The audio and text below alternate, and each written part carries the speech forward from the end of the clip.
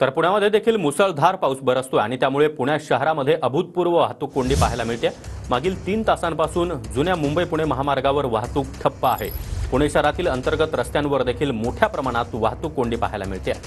तर पुण्यामधील रस्त्यांवरील ही वाहनं आणि वाहनांच्या रांगा आपण पाहतोय।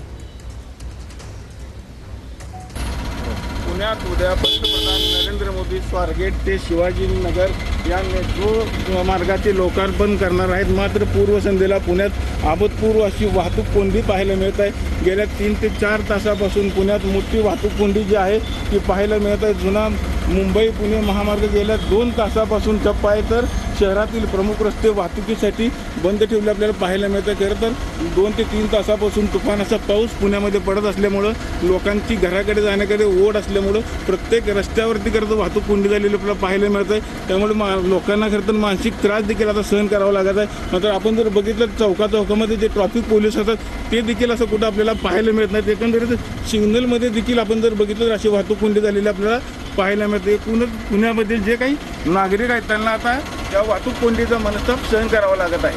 पुण्याहून कॅमेरामॅन जगदीश डांगेसह मी रवी लवेकर, TV9 मराठी।